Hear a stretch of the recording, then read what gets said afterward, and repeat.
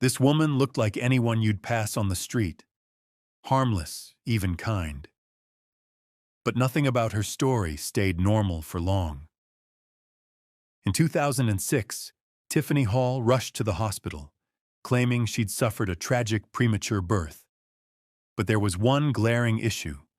She wasn't pregnant at all. As investigators dug deeper, they uncovered a chilling truth. A young, pregnant woman with her 3 children had gone missing. The further they went, the darker the story became. By the end of this video, you'll be left questioning, what could drive someone to commit such unthinkable acts? For this case, let's rewind to the year 2006, when East St. Louis, Illinois, was a city grappling with deep-rooted problems: poverty, a struggling economy, high crime rates, and decaying neighborhoods. Just across the mighty Mississippi River from St. Louis, Missouri, East St. Louis had long been plagued by unemployment and urban decay, leaving much of its population living in harsh, unforgiving conditions. Despite the overwhelming challenges surrounding them, 2 young women, Tiffany Hall and Jamela Tunstall, grew up in this gritty environment, forming a bond that would be tested in ways no one could have predicted. Though they weren't sisters by blood, they often referred to each other as such, growing up side by side in a place where friendship was a rare, precious gift. Now, Jamela's life hadn't been easy. From a young age, she bounced between foster homes, trying to maintain a sense of stability and stay focused on her education. But the constant uprooting, the feelings of abandonment, and the harsh realities of her world made it difficult for her to trust others. Then, she met Tiffany. Tiffany understood Jamela in a way no one else could. They shared a bond forged in the struggles of their childhood, and it was clear to anyone who knew them that they had found in each other a sense of family and belonging. Tiffany, on the other hand, was no stranger to trouble. By the time she was 14, she had already earned a reputation as a juvenile delinquent, having run-ins with the law and constantly clashing with her strict mother. Tiffany's rebellious nature was legendary. She even set their kitchen on fire as a teenager, a story her mother, Beverly Cruz, recounted to the St. Louis Post-Dispatch. Yet, despite all of this, Tiffany and Jamela's friendship remained steadfast, offering them a sense of family in a world that often felt unforgiving. And like so many young women from tough neighborhoods, both Tiffany and Jamela found themselves mothers before they were even fully adults. At the age of 16, Jamela gave birth to her first child, Demond, in 1999. Over the next few years, she had 2 more children, Ivan in 2003 and Janella in 2004. But motherhood wasn't without its challenges. Jamela lost custody of her children at one point, due to a controversial discipline incident, but she fought hard to get them back. After taking parenting classes, she was granted custody once more, and even enrolled in community college, dreaming of a future where she could become a photographer and provide her kids with a better life. Tiffany's journey into motherhood was just as tumultuous. Also becoming a mother at 16, Tiffany had 2 daughters of her own. However, her story took a darker turn in 1999, when she lost custody of her children due to horrific evidence of abuse against her 2-month-old baby. Witnesses reported seeing the infant in Tiffany's arms, limp and unresponsive, which sparked an investigation. The heartbreaking abuse left lasting consequences, and by the time her daughter turned 7, she still relied on diapers and had difficulty speaking, a painful reminder of what had happened. In 2002, Tiffany's daughters were returned to her care after the state attorney decided not to pursue charges. The Department of Children and Family Services concluded that Tiffany was no longer a threat, giving her a second chance at motherhood. But the respite was short-lived. By the time Tiffany was 23, she found herself in more legal trouble, this time charged with possession of a stolen credit card. Meanwhile, Jamela, though facing her own challenges, had carved out a quieter, more stable life for herself and her children. In the midst of all this, their friendship remained constant. Tiffany often babysat Jamela's children, even while struggling to manage her own family. It seemed like life had its ups and downs for both women, but they were still fighting to make the best of their circumstances. However, everything changed on the evening of September 16, 2006. Tiffany Hall made a startling call to the police, claiming she had just given birth to a stillborn child at Frank Holton Park. When Tiffany Hall arrived at the hospital on that fateful day, what began as a medical emergency soon spiraled into something much darker. She refused to allow doctors to examine her, which immediately raised concerns. As investigators began to question her, her responses grew increasingly erratic and contradictory. She fluctuated between claiming she had been SA'd and insisting that was not the case at all. Each statement she made seemed to lead nowhere, leaving the medical staff and investigators uneasy. No one knew that Tiffany was pregnant. No one except her boyfriend, Keith Horn, who was serving in the Navy. The truth of her pregnancy remained a secret, hidden behind the walls of her deception. After an autopsy was performed on the baby girl, the cause of death remained unclear. No signs of trauma were found, and doctors couldn't pinpoint what had happened. Tiffany's lifeless infant was taken to the morgue, and the answers everyone so desperately sought seemed just out of reach. However, the situation took an even stranger turn when Tiffany decided to hold a funeral for the baby she named Tiffany Horn. Just days after making dramatic claims of stillbirth, she arranged the service. But everything about the event felt off. The funeral director was puzzled by Tiffany's strange behavior. Minutes before the ceremony was supposed to begin, Tiffany made an unusual request. She asked if they could move the funeral to another day so more family members could attend. This raised immediate suspicion, especially when only 2 family members showed up. Given the circumstances, it seemed odd that more of her loved ones wouldn't be there to mourn the loss of a child. To make things even more bizarre, Tiffany showed up 2 hours late to her own baby's funeral. Funerals are typically somber occasions, and it's expected for people to arrive on time to pay their respects, especially the mother. But Tiffany's tardiness raised even more questions about her involvement in the tragic events unfolding. Among the few who attended the funeral was her boyfriend, Keith Horn. He had flown back from the Navy specifically for this service, believing the baby buried that day was his daughter. Keith's presence at the service was a testament to the confusion surrounding Tiffany's story, as he was unaware of the darkness lurking behind her actions. Meanwhile, there was growing concern about Jamela Tunstall, Tiffany's best friend. Jamela had gone missing, and no one seemed to know where she was. Her friends and family were increasingly anxious as the hours passed without word from her. Calls and messages went unanswered, and Jamela seemed to have disappeared without a trace. The uncertainty weighed heavily on everyone who cared about her, but it wasn't until after the funeral that a chilling conversation would change everything.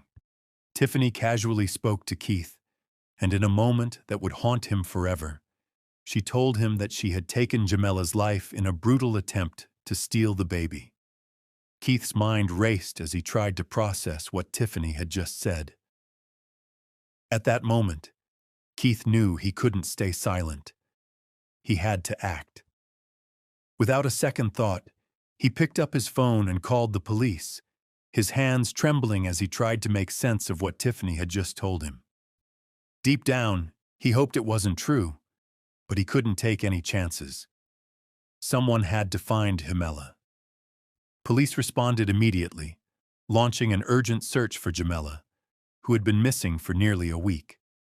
Their investigation led them to a vacant lot behind Tiffany's home. What they discovered there shocked even the most seasoned officers. Jamela's lifeless body, hidden among the tall grass. Not far from her was a chilling piece of evidence, a pair of scissors that raised more questions than answers. Tiffany was taken into custody that same night. As investigators questioned her, the truth began to unfold, bit by bit, each detail more disturbing than the last. Tiffany admitted that she had been with Jamela earlier that week at her mother's house in Belleville. What was supposed to be a casual visit between friends took a tragic and violent turn. According to Tiffany's confession, she had launched a sudden attack on Jamela, leaving her badly injured and unable to fight back. Jamela had briefly regained consciousness and tried to escape, but Tiffany restrained her once again. She then moved Jamela into the bathroom, and what happened next would change everything. In a calculated move, Tiffany attempted to remove the baby from Jamela, who was 7 months pregnant at the time. Sadly, Jamela did not survive. It was later revealed that Tiffany had been planning this act in advance. In the days leading up to the incident, she had purchased items typically used during home births: alcohol, a bulb syringe, and scissors. All of this was done under the illusion that she herself had been expecting a child. Her motive? To convince her Navy boyfriend, Keith, that they had a child together, in hopes of strengthening their relationship. The entire plan had been built on lies, and the consequences were devastating. Now just imagine. What if you were there when this all happened? Not hearing about it in a documentary years later, but living in that exact moment. The news breaking, the rumors spreading, the whispers turning into gasps. A best friend gone. Her kids are missing. And the person accused? The very one who was once like a sister to her. How would you react to something this outrageous? To know someone could take 5 innocent lives, not for money, not for revenge, not even in a fit of rage, but simply to maintain a lie, to manipulate a man into staying. It's one of those moments where reality feels stranger than fiction. And I'd really love to hear your thoughts. Drop them in the comments. If this case hit you like it hit us, let's talk about it. Jamela's death had already left her loved ones devastated. A young mother with a baby on the way, gone in an instant. But the heartbreak didn't end there. Her 3 children were still missing, and the silence surrounding their whereabouts grew heavier with each passing hour. Panic turned into dread, and dread into full-blown fear. Then came Friday, September 22nd. Police, determined to uncover the truth, returned to Jamela's apartment to continue their search. They spoke again with Ivan Collins, Jamela's partner. That's when they learned a detail that made their blood run cold. He hadn't seen the kids since Monday, the 18th. And the last person they were with? Tiffany Hall. That simple detail changed everything. Investigators knew they were running out of time. Meanwhile, Tiffany was still in custody, and under pressure, she finally broke.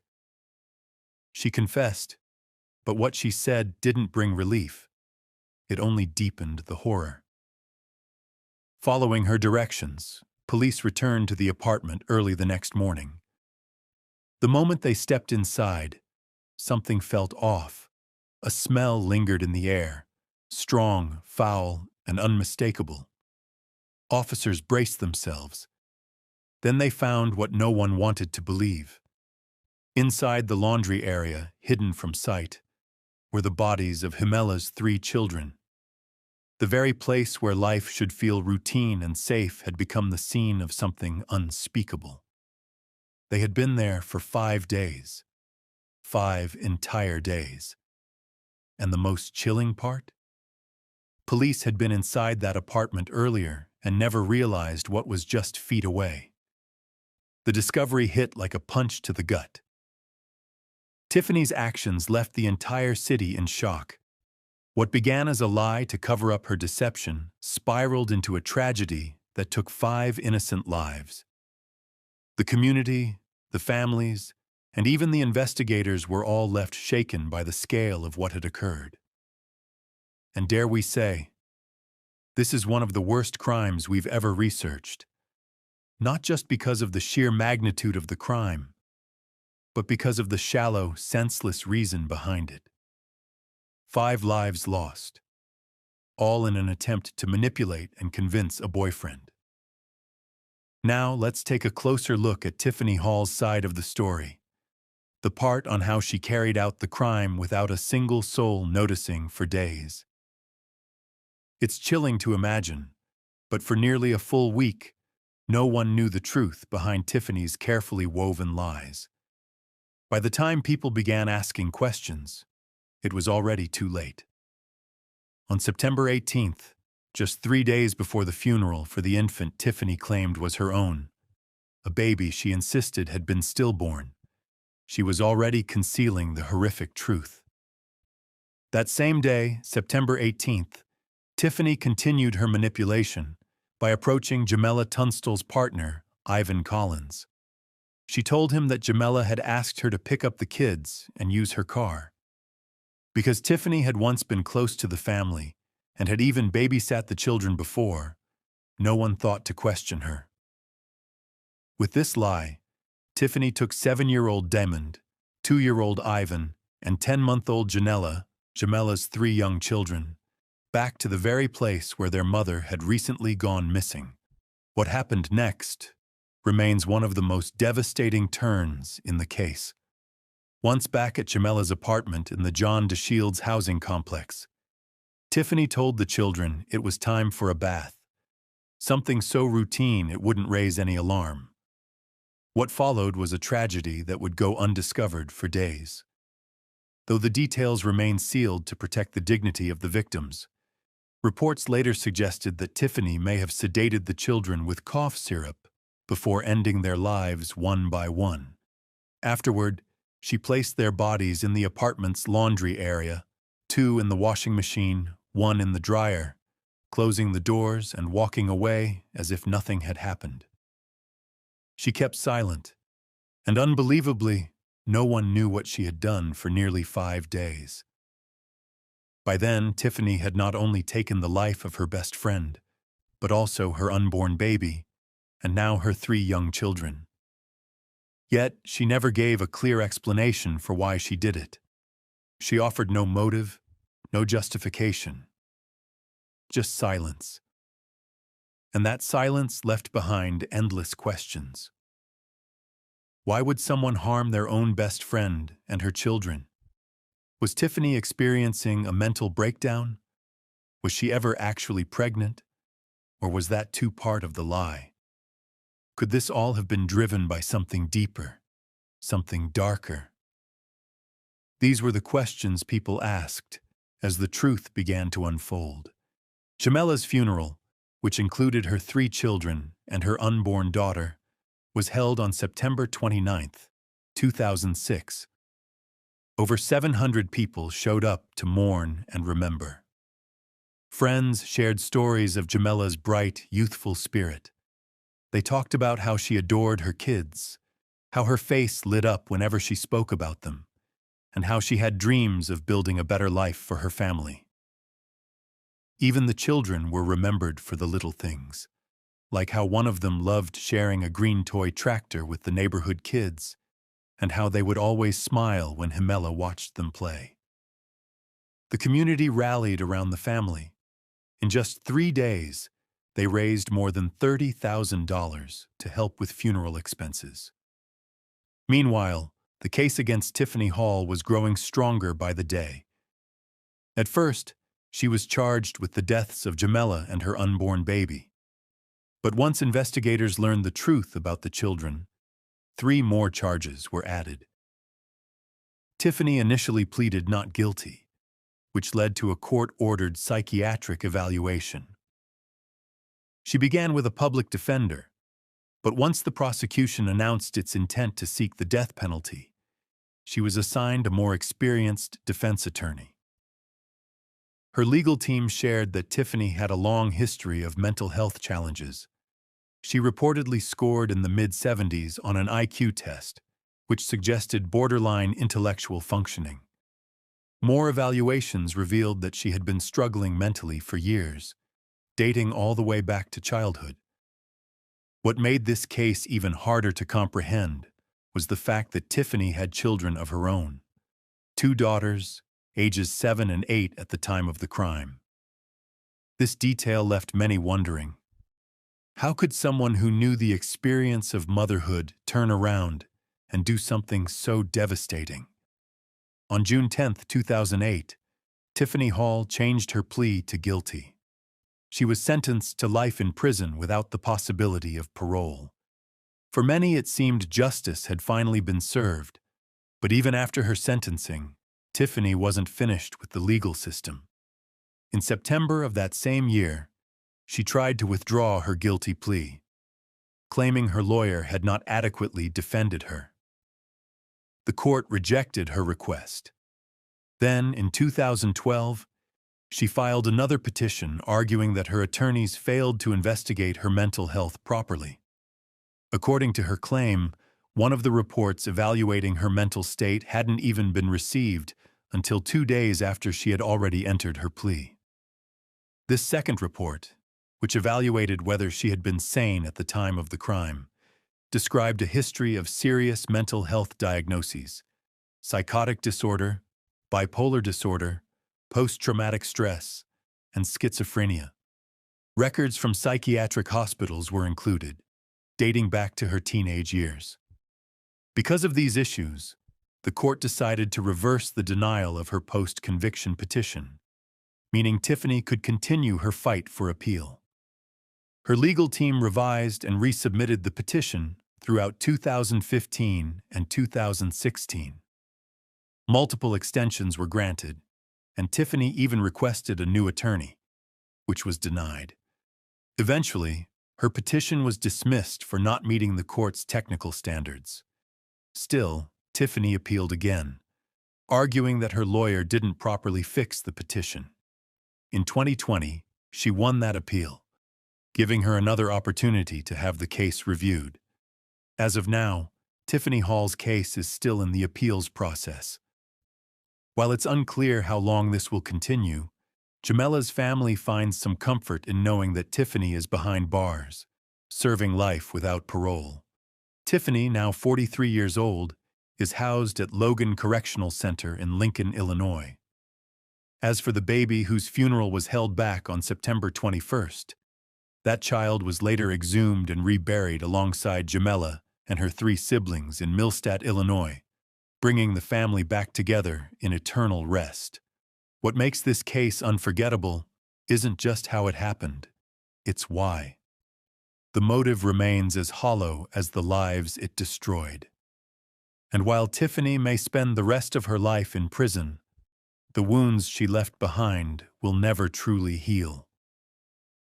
So now we ask you, do you believe life in prison is enough for someone who committed such acts? Share your thoughts in the comments below. If you've made it this far, be sure to check out this next video. I think you'll enjoy it. Thank you once again for watching.